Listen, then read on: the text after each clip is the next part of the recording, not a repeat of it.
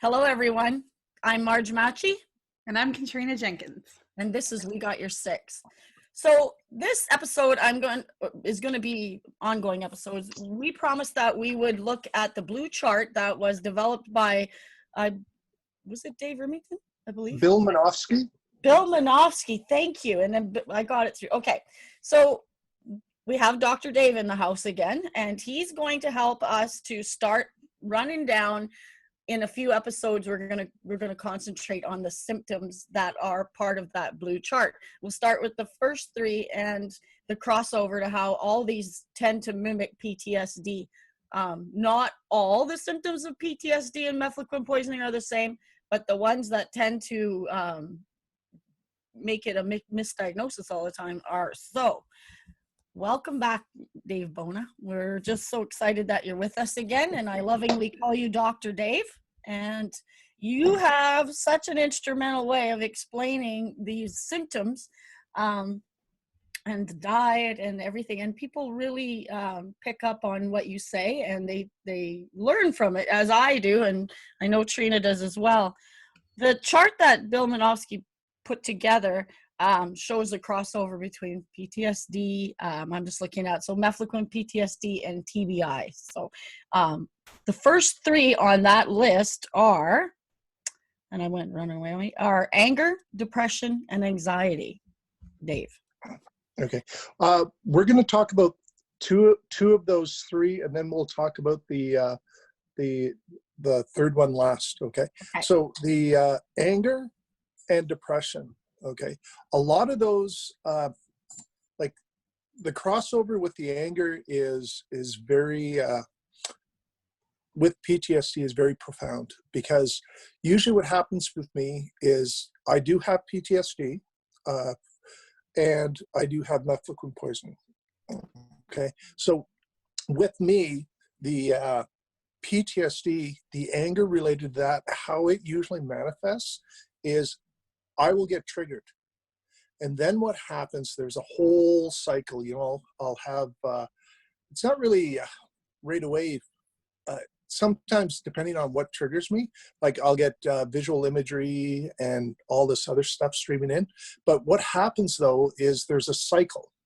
And part of that cycle is with PTSD, you utilize anger to control your environment, because basically, how do you put it? When you're triggered, like you're trapped in the memory, trapped in the emotion. And when you got a lot of stuff going on around you, it really, really amps you up fast. Because you go like into defensive mode really bad, like? No. It's more, you use it as a way of isolating yourself. So you can, get mad at people so you can storm off, or get mad at people so they stay away from you, because like literally you're in either the emotion or the memory or the, like in some cases, depending on the trigger, you'll have visual imagery streaming in. Okay. And the anger for that with the PTSD is that it's more as a means of controlling your environment. Whereas the stuff with the methylquin poisoning, the anger's a result of basically becoming overwhelmed, like, because your brain can't process what it's deficient of nutrients in the food the fuel it needs to function. You get overwhelmed and frustrated like crazy easy, and that's where a lot of the anger comes in with that.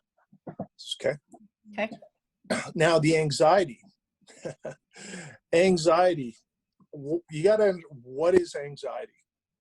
Anxiety is your body's response to some form of stimuli that's telling it that there is something wrong. So we got to go back to caveman days when we were evolving and developing, things that were threats to us, like a saber-toothed tiger jumping out and eating our head type thing, it would creep up on the grass. So if the grass was moving and we caught that moving in our peripheral vision, our brains are wired to look for threats. So it would deem that grass waving is a possible threat. So it would generate anxiety. Hey, there's something wrong here. Okay. Now that also affects your body your body functions. For example, when I was doing an EMT course, one of the things that I noticed with heart attack patients was they have a lot of anxiety because what's happening, there's something wrong with the physical process of their body, you know, like they just had either a heart attack or they had an impending heart attack. So their body's going, hey, there's something wrong, you know. Or if you got damage to your vestibular system, okay, when you go to get up out of the chair, your body is geared to protect itself. Okay, so when your vestibular system's damaged and you go to get up out of a chair and when you get up too fast and you start to feel dizzy, what then happens is your body will generate anxiety. Hey, there's something wrong. You're about to fall flat on your face and you're about to injure us.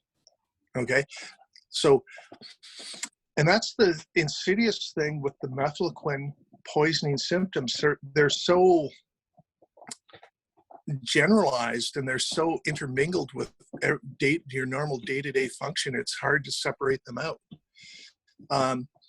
So back to the anxiety though. So what is it? It's your body's defensive mechanism. It's detecting a threat, and whether it's from outside stimuli or inside stimuli, it doesn't matter. Anxiety is anxiety.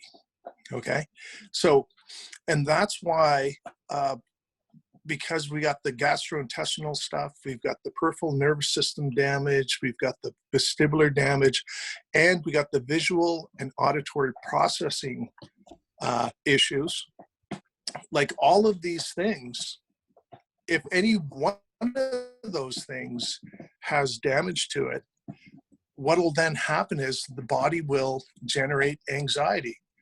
So like your day-to-day functioning is so impaired by this anxiety, it becomes overwhelming. Like, and it's like your brain has to prioritize its basic functioning over all the extra stuff. So if you're in a household with a lot of kids, your we'll say endurance, your ability to be there and be functioning is it's fairly short duration. Okay, because then you'll hit sort of a point where your brain's done and overwhelmed, and then you revert back to even more basic functioning, and that's where a lot of the anger comes out. Okay, it's because like you're overwhelmed and you're frustrated just by, you know, you're overstimulated basically. And usually when that happens for myself, like I will literally stop what I'm doing, go, hey, and I'll tell the kids, hey, like, listen, this isn't you. I'm not mad at you. I'm not, you haven't done anything wrong. I'm just really overwhelmed right now. And I will go grab myself some protein and I'll go grab my phone and I'll just literally go into the bedroom and I'll sit in the bedroom for like half an hour, 45 minutes, just let my body rest, my brain just calm down, and I'll reset. And then I could go back out in the environment for another hour or two, you know, and be functional again. But it comes down to it's so insidious. It's like the symptoms are so, they just sort of slide in under the radar. Like they just, you know, oh, you're a veteran, you got PTSD, you know, this, you know, it just sort of gets lumped into that. But it's not that, because how is, like, and the perfect analogy I heard once was described as how a combat veteran, how is his PTSD being activated by walking into the grocery store? You know, no one's shooting at him. There's no blasts going off. There's no, you know, people lying on the street bleeding, you know, like how is that triggering him? Well, it's not actually his PTSD stuff. It's it's called supermarket syndrome. And there's a whole pile of factors that affect why the supermarket amps up your mefloquine poisoning. You know, like usually they have fluorescent lights, and those fluorescent lights flicker at a certain frequency that really fuck with your vestibular stuff and your visual stuff. There's the how do you put it? When your vestibular chaos. Yeah. Okay? Like there's chaos in a supermarket. Yeah, there's chaos. There's kids, there's people, there's the sound of the tellers, there's, you know, like you're literally the marketing is designed to overwhelm you, right? Yeah, exactly. And that design is why most people that have been poisoned by mefloquine absolutely struggle in those environments. Mm-hmm. But it's not just the obvious stuff, it's the less obvious stuff. When you have vestibular damage, part of the anxiety related to the vestibular damage is your body's always looking for the visual reference for the horizon. Oh. Okay? When you walk into a building and you're in an aisle in a grocery store, and it's like there's a lot of people there, when you're inside, your visual reference for the horizon is the junction of the wall and the floor.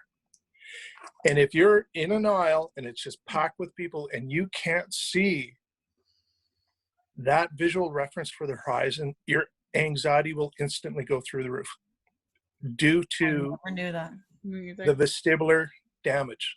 Mm-hmm. Okay, and that's why these symptoms are so insidious. Like they get tagged on to every other thing. Oh, agoraphobia, or right, you know, social anxiety, or fuck, all this stuff. Mm-hmm. And it's just absolutely like criminal what's been going on with these misdiagnoses. Absolutely, you know, it's absolutely criminal, because a lot of this stuff can be addressed. Like the big thing is, and I tell this to every person I talk to, especially military veterans, is differentiate your PTSD symptoms from your mefloquine symptoms, okay? And what I tell them is this. Usually what happens with your mefloquine symptoms is it's because your brain runs out of fuel. Right. Or you've eaten something like MSG, or you've had one of those processed foods that has these manufactured sugars in it. I can notice that stuff instantly now. I've cleaned up my diet so much. Like I go to Popeyes and I get protein shakes there. And yesterday was the shake of the day, and it was peanut butter, chocolate peanut butter or something like that. I can't have that one because for whatever reason, there's either a food coloring or a sugar that they have in that one that instantly amps up my mefloquine stuff. Same thing with MSG. MSG is an absolute killer for me. I feel it like in my brain, like within minutes. MSG affects the brain too, does it not? How MSG works is it's as a preservative, but it's so toxic to the body that the body has usually an instant inflammatory response. And people with mefloquine poisoning, our symptoms will amp up because when our body inflammation goes up, the neural inflammation will go right through the roof. Mm-hmm. And when when your symptoms are increased, or when the inflammation's increased, your symptoms will go up. An example of that is your tinnitus. And that's usually my my indicator when my mefloquine stuff's all flared up. Is the first thing I'll notice is the fucking I have a hard time hearing conversations and what's going on around me, because the tinnitus goes right through the roof. And then I can feel it in my head, like there's like a discomfort, like something's wrong, you know, like it's just, and then I can feel it like it, and I don't notice it right away, but Teresa notices it even before I do, is with the mood part, because my mood will drop right off instantly as soon as all that stuff happens. I don't know you like Teresa does, but I've seen that drop. I've seen it happen when you didn't have enough protein, when we were in Ottawa and places like that. I definitely see it come over you. Is it kind of like a blank stare is how it looks? Yeah, and he kind of leans to one side and yeah, becomes like that very you start out by just starting to ignore me. I think that's kind of how I see him go for me. Like, you know, you do. It's like I can't absorb another thing. Please stop talking. Almost like so I feel like that's where you get. And then normally he stays on top of it, but when we're on the run and da da da, you know, and not eating properly, that's when I saw him do that. And Tressa had told me, you know, this is what Dave does, and Dave had alluded to it. And then when I seen it, I thought, wow, my gosh.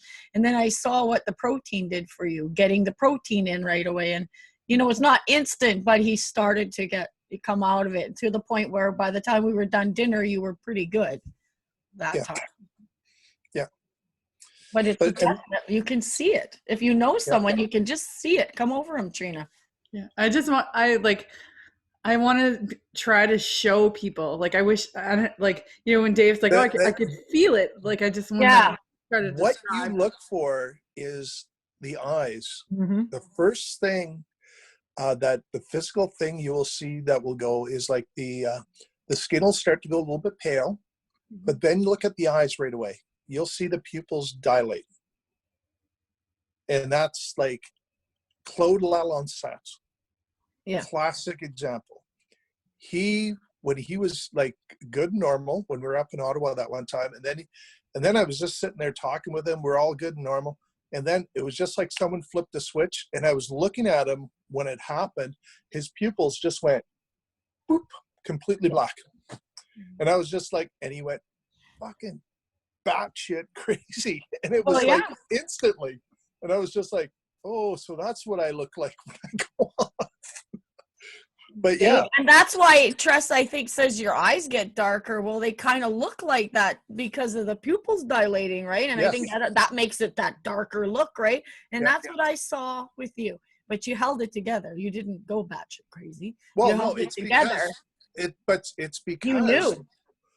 I knew that, but also what I do when I'm going out in public and stuff like that, I will load up on protein so I have a bit of a reserve so that when that does hit, you know, my fuel tank's not completely empty. Like, no. I think, I forget what day that was, but I think what just happened was it was just a long day and I didn't, You didn't eat. Yeah, we didn't basically eat. That was basically it. I think the last thing we had was that big breakfast. Yeah, and then we didn't eat all day, and it was like it got him, like it triggered him. And so that's the importance of keeping your body fueled, to keep that brain fuel that you talk about all the time.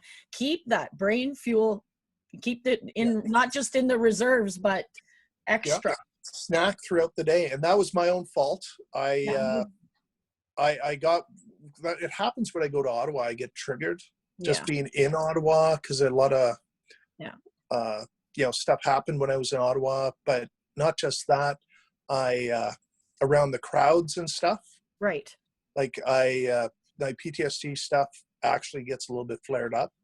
And then the basic survival stuff what I should have done is popped into the little corner convenience store, grabbed some almonds, some little, some cheese, some eggs, I should have had that stuff in my bag. So while we were there, I could have been nibbling throughout the day, because when you're going into environments that's going to push your PTSD stuff or push your methylquin stuff, your brain goes overtime, and you've got to anticipate that.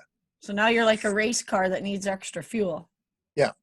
So PTSD doesn't cause the methylquin poisoning, but being triggered will result in the methylquin poisoning stuff being flared up. Because when my PTSD stuff gets flared up, and this actually happened just the other day. And this is why when I say differentiate your PTSD and your methylquin stuff and become aware of what your body's doing, okay? Because I was going into the city, so I anticipated that. Like, it was funny. It was, I caught myself. I had like a whole like about 4 or 5 hard-boiled eggs. I had a couple blocks of cheese. You know, I had like a handful of almonds. You know, I was like loading up. Okay, I'm going to the city. I'm going to, okay, I got to get this done. I'm going to be in there with the granddaughter at a kid's play place. So I'm going to be like surrounded by screaming kids and stuff. Like, you know, I got my noise canceling earphones, but still, you know, it's just, you get that. Yeah. And we're at the kids play place. And one of my biggest triggers is injured kids, but more importantly, injured kids that look like they're from Africa. And sure as shit, one of these little kids biffs are on one of the things, and he's, you know, lying on the ground screaming. And instantly I got triggered. But here's the thing. I should have had enough protein and reserves in my system to manage the rest of my stay at this place with the granddaughter. But what happened, because my PTSD stuff got flared up, it burned through that reserve I had within a matter of minutes. And I could feel myself starting to go off, and then I could feel all the methylene stuff start to come in. You know, my mood started to drop off. But, you know, here I am, you know, hour 1 of a 2-hour stay at the kids' play place. And I'm like, okay, fuck, this is fuck. So instantly I'm over at the little food counter they have set up. I'm grabbing cheese. I'm grabbing, it's not the best thing, but I needed protein and I needed it now. Absolutely. And all they had was cheese and those little kids lunchbox things for the crackers, cheese, and Lunchables. some meat. Yeah, Lunchable. So I grabbed a Lunchable. Honestly, it was one of those emergency, I needed this brain energy now. So I pounded that back. I was able to hold off the having to leave the play place. I was able to stay there and not lose my shit. So, that's amazing, because you're saying you loaded up, and yet because your PTSD triggered, it just like burned through all the brain fuel you thought you had loaded up on. Yep. So it's really important to have like some sort of protein pack extras. Yeah, and I usually have those protein bars. Yeah, I've got a nice healthy protein bar. I usually carry 1 or 2 in my pocket. I usually have a couple in the truck. But what happens is my kids are now going to high school, and Ben has scavenged all my protein bars.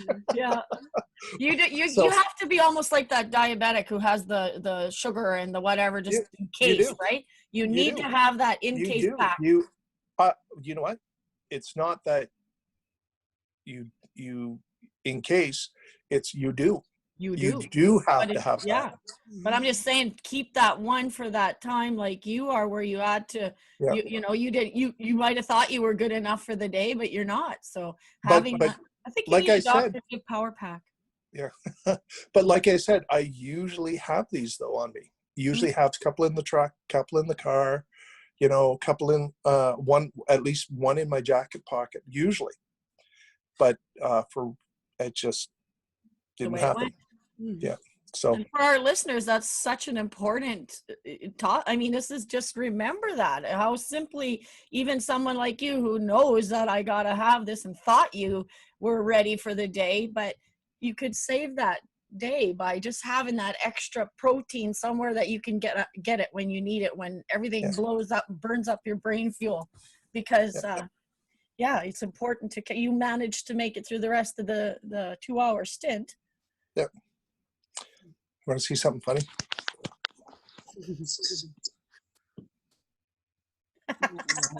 That's real compression therapy right there, isn't it? He knows I'm triggered, so he's keeping contact on me. Good job, Blue. Yeah. So we got to expand on this anxiety, because the anxiety, and whether it be generated from the vestibular stuff or the auditory or visually processing stuff, this is turning out to be the larger part of the disability related to methylene poisoning, because it cuts into so many different facets of your life. Yeah. Like like the sleep disturbance. You can't sleep when you're anxious, when something's about to jump on you and eat you. you know, and like that's, and because your body can't differentiate between the vestibular generated anxiety or that grass waving beside it's just anxiety. it's right? just anxiety. So your body doesn't know that when you're trying to sleep, that that anxiety is, you know, the vestibular stuff. It doesn't know that. It can't differentiate that. It's not set up that way. It's just anxiety, that there's a threat to your body and you got to figure out what it is.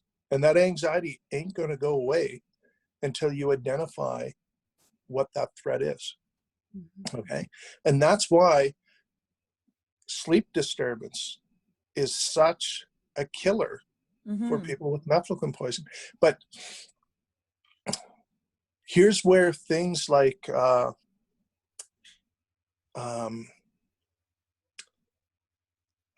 don't want to go down this road, but we gotta. Well, we can. Okay. No, we gotta. It's gotta. We definitely appreciate everything you do, Dave. We do. like, you know, we definitely do. Okay. But the use of things like alcohol and marijuana, managing this anxiety, it works very well, but they have some very long-term serious consequences. Like the only way I was able to sleep for the longest time was to get myself so drunk I couldn't even walk. But the thing was, I slept, and I usually slept for like 6 hours, 6 to 7 hours, depending on how drunk I got. And I slept because what these do is they mask the anxiety. That's why with some guys, we're finding certain sleeping pills just don't work because they don't mask the anxiety. So, but again, it's 10 of one, half dozen of the other. It's proven that if you don't sleep, there's certain biological functions that the brain does when it's in REM sleep. Like that's when the lymphatic system kicks in and the brain actually cleans itself of all the dead cells and stuff like that. When your body doesn't hit REM sleep, your brain's not cleaning itself. What then happens is you'll get crazier if it's even possible. That's why you see a lot of guys, and I'm going to use Claude as an example, because he gets into this when his mefloquine stuff's flared up. I used to be in the same way that Claude was. I used to be trapped for like 2 weeks at a time in a meth rage. I would barely eat. I would barely function. I would barely stay out of jail.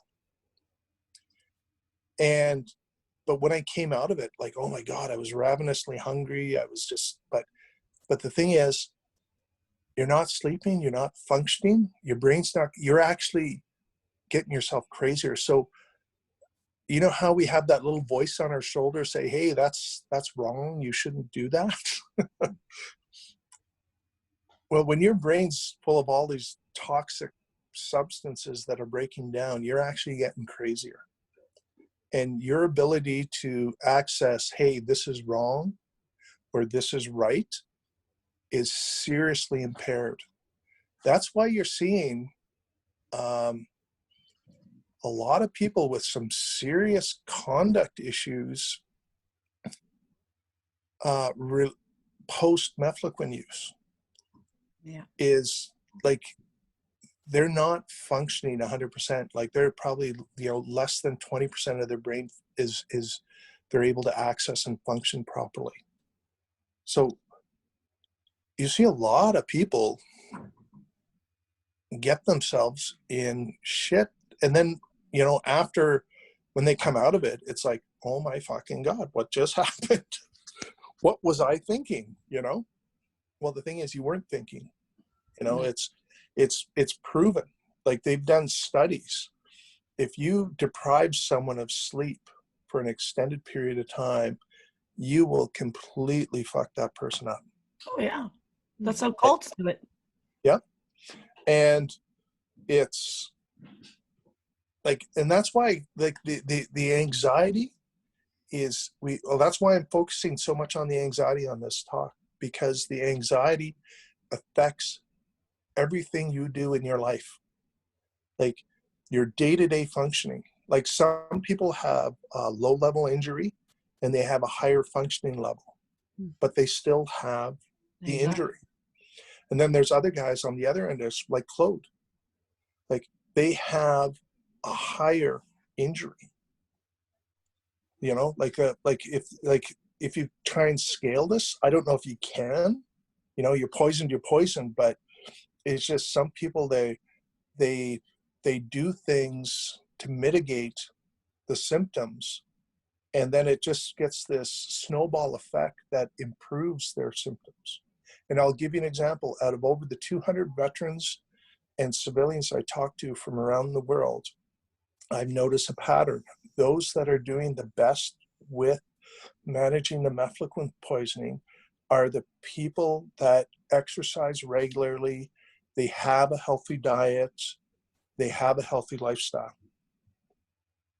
You know, they don't drink, they don't excessively use marijuana.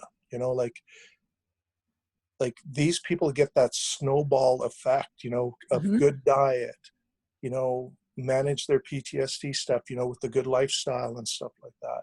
Right. And they get this snowball. It doesn't happen overnight, but you get this snowball effect that eventually, you know, a lot of their symptoms will be reduced. Instead of being like up here and they're completely fucked and can't function, you know, their symptoms will be down here and it'll look like they're almost normal, but every once in a while they'll have like a little meth rage, or, you know, you'll see them go to get up out of a chair and they have to pause for a half a second and grab the arm of the chair, or they go to get up out of the vehicle and they pause, they're holding the door frame of the, you know, like just little things, you know.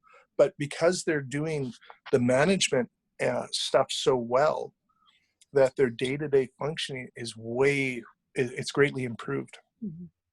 So, and that's why, like, I really harp on the diet. Like, well, you have to. It's crucial. It's absolutely crucial. Like, you know, you get your guts working, eat healthy, avoid processed foods, and it's just exercise, get up and move. You know, like there's nothing worse. Like I talk to people that have been sitting locked down in their houses for 4 or 5 years plus. And when your brain's not healthy and you don't surround yourself with healthy people, what happens then is you convince yourself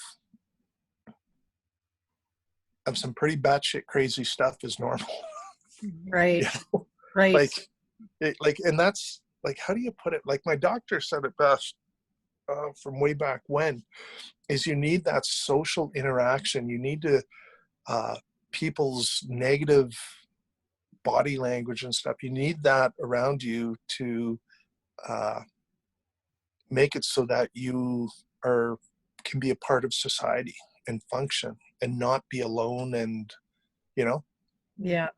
And when you lock yourself down and you don't take care of yourself, that like it's actually horrible talking to some of these people. I know how they have literally shut themselves off from the world. Like there's one guy for a while, I haven't been able to talk to him for about 1.5 years, but he lives up out in the bush north of Thunder Bay, because of all the mefloquine rages and stuff. Like he locks himself away in a cabin out in the bush, and he comes in once a month or once every 6 weeks, and he'll hit internet coverage, and he'll send a message, but I haven't been able to have any contact with him for a while. So, but there's so many people that are like that, but they do that right in plain sight. Right. You know, they did their full military career, you know, and they retire and they just fade away, you know. So many people come on here already that refer to that as the basement. Yep. The basement. Head for the basement, inside yourself or inside your house, but you're in the basement. You're in the basement in society. You're in basement in life. Yeah. Yeah. And so it's really important that people hear that there is a way out of that basement. And everyone we've brought on this show so far has found a way out of that basement. And Dave, your name always comes up with being instrumental to pointing the right way up the stairs. So, you know, I can't thank you enough for always sharing with us your own life in order to, you know, make it understandable to others. One thing I wanted to ask you, because you mentioned it, and I was going to ask you before, I don't think I could sing the praises enough of those noise canceling earphones. Because I saw him get his first pair, and he must have said to me 1,000 times, Margie, this is a game changer. Yes. Maybe you could send us a link, like a few links to some it's good easy. ones. They're Bose Quiet Comforts. Awesome. And you can get them for wireless. You can get them wired. You can get them over the ear ones, or you can get the ones that go in the ear. I get the ones that go in the ear because they come in a little container. Oh, sorry. About the size of smaller than my phone, and they go in my coat pocket. They go everywhere with me. So and the thing is, as soon as I start to feel like I'm getting overwhelmed, I pop them in. Because what happens when I feel right at the beginning there, what happens then is it cuts out all the background noise. I can still hear people talking around me, but it cuts out, like, for example, the noise of the street outside the room, or what's going on outside of the room I'm actually in. You know, I can hear people talk around me and everything, and I can, you know, do that. But it cuts down how much I get overwhelmed. I saw this. Yeah. I mean, I saw with my own eyes, people. Yeah, I saw the change in you. We were in the airport heading for Ottawa. It's most stressful for him at those times. And he got those earbuds and he popped them in, and the world faded away except what needed to be there. And you were just like a different person. And every time he got overwhelmed, you know, if I needed him, he could still hear me, but it was a huge change in you. Yeah. And I can't, would that not assist someone with the supermarket syndrome part of it as well? Yes. I used to wear them every single time I went to the city, but now I wear them periodically as needed. When I feel myself starting to get overwhelmed, I'll pop them in right away.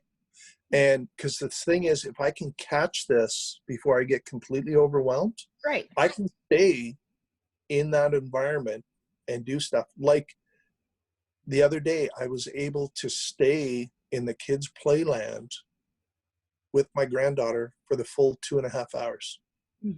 Because that's a test to anybody's ability. Yeah, really. Even mine, and I not have quinism, so. And just think about like these tools. So it's like, yes, that's what I was want to say. So it's like you mentioned, you know, being able to go to the supermarket, or being able to, you know, so to be able to go to the play place with like your granddaughter, and then even just like that could improve your relationship with your significant other as well, because hugely, because sometimes you just, you know, you crave those mundane normal things, you know, like sometimes my friends complain about having to go do this, you know, boring thing with their significant other, and those are the things that I'm like, oh my god, like I would love to do those things, right? So it's like you're building on, you know, you're building relationships as well, right? So then it's like that's another way to get better with all of this too, is to have those supportive, healthy relationships with your family, you know, hopefully like with friends, you know, a partner if you have one. So like like Tressa's she likes the social aspects of stuff, but we've just gotten in the habit of not going to house parties, not going to bars, not going, you know, we just don't go. we go to movies, we go for dinner, you know, like we do more quieter things. But I think it was 2 years ago, I had an absolutely amazing experience. We got invited to a house party, and this is the first time I was able to bring my service dog with me. So I said, yeah, sure, no problem, I'll go. So I had my service dog with me. I had my noise canceling earphones. It wasn't like a packed house party. It was an older crowd, more laid back. They had a young woman playing a guitar, singing music. It was beautiful. And there was like a lot of really yummy snacks. You know, it was an amazing experience. It was the first time in That's amazing. like over a decade that I've actually went out and did something like that with Tressa. Perfect. You know, and it was, and you know, but I had the tools and I had the knowledge. Now I could do it. You know, That's what I'm saying. That's a fantastic message of hope right there. It is. But no, I was sitting there. I had my service dog, and you know, when I start, and I couldn't be in a place where I had my back against the wall. So I had every once in a while, I had people moving behind me and stuff, and but Bear would actually, she likes leaning against me.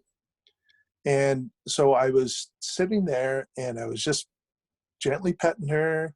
I had my noise canceling earbuds in. I could still hear the conversation right around me and the young woman singing, playing the guitar and singing, you know, and it was, and because I could feel Bear tense up every time someone walked behind me, I was aware that Bear was paying attention to what was going on. So I didn't have to worry about it.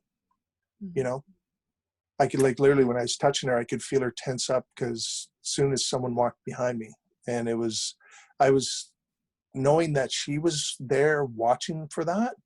Like I just chilled right out. I was able to be there and enjoy myself. That's amazing. Yeah. You need to have tools in your toolbox, don't you? And I mean, people, But, I hope. Let's talk about tools though. That's a very good point. Pharmaceuticals with this type of injury are not a tool. No. They are not a tool. They are not. That's like giving someone with a broken leg Ativan and Paxil Walk. and telling them, oh, go function, go walk, go do that 2x10, go do, you know, like pharmaceuticals are not a tool. It's at best, they're a very poor Band-Aid. They're a very, very poor Band-Aid. And don't stop taking them, but talk to your doctor and try and get a plan to wean yourself off and replace it with exercise and healthy eating. If you think that you potentially have quinism, or if you've ever taken mefloquine and your PTSD is not getting better over like what, the year to 2 years on pharmaceuticals, you should have seen some significant change, correct? Correct. And if you're not, then you need to look at what Dave is saying. You need to change the tools in your toolbox. You need to wean off the pharmaceuticals, pack on the protein, get the ear or the noise canceling earbuds, do the things that are proven that work, and give yourself a chance to take control back. We're going to leave that here, Dave. No, hang on. We want to hit one more thing. Absolutely. And it revolves around self-esteem. Yeah. Because this poisoning takes it all away from you in every different aspect of your life. From your professional aspect, where you're literally, because of all the anxiety and brain fog and all, you can't function, or you have poor functioning, you know, your self-esteem takes a hit. Because you can't be there for your wife and kids, it takes a hit.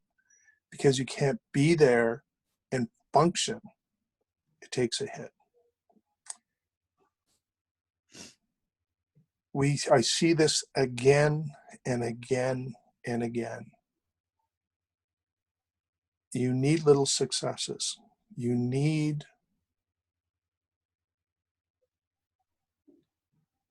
how do you put this? Set your goals small then, so that you can have little successes. You don't even need big or small goals. You just need success at doing the basic functioning. And what I'm trying to say is, this will come